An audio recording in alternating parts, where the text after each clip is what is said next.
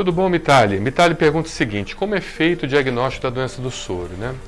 A primeira coisa que a gente precisa entender para fazer o diagnóstico da doença do soro são as manifestações clínicas. E para entender a manifestação clínica, a gente precisa entender qual o mecanismo de ação da doença do soro. A doença do soro, bem na verdade, é um mecanismo de ação de hipersensibilidade chamada hipersensibilidade do tipo 3, onde você tem justamente a ação sistêmica dos chamados imunocomplexos. O que são imunocomplexos?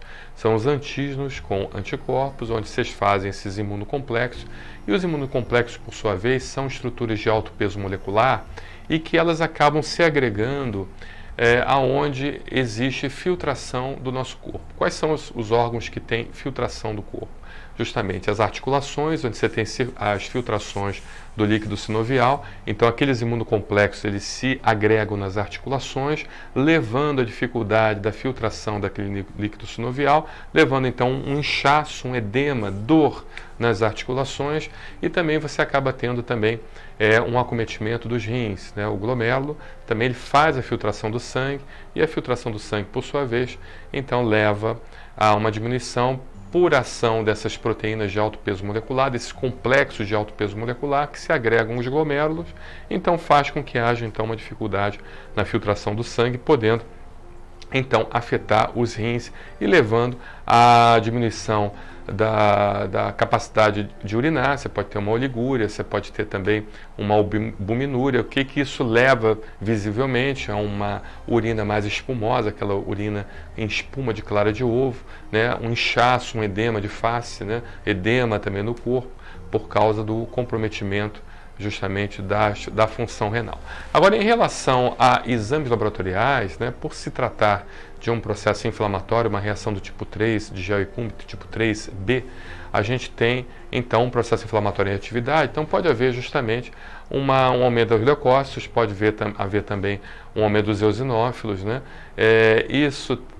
Essa doença do soro pode também dar uma trombocitopenia com diminuição das plaquetas e também um aumento da velocidade de hemossedimentação VHS ou uma proteína C reativa, né?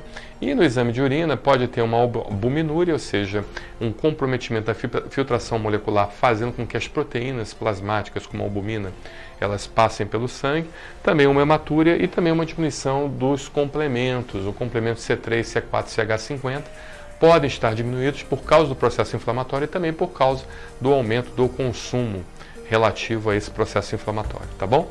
Então, espero ter te respondido. Hoje a doença do soro ela não é tão comum, ela está sendo muito relatada com o uso do hormônio GH, o hormônio do crescimento, mas antigamente era muito mais comum a gente encontrar porque boa parte das vacinas e imunizantes eram feitas com soro de animais, né, principalmente soro do cavalo. Então acabava havendo uma reação desse soro de um outro animal do nosso organismo e então a produção de anticorpos que se formam aos antígenos, levando a chamada reação do tipo 3B, reação de gel e Cumbis, levando então a chamada doença do soro também, tá bom?